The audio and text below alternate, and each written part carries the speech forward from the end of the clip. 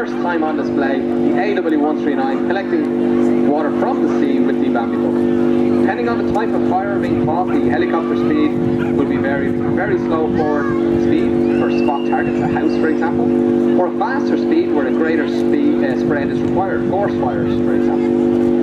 Firefighting requires great skill and training on behalf of the crews, as they must maneuver the helicopter safely over extreme heat, large flames, thick smoke and even exploding trees.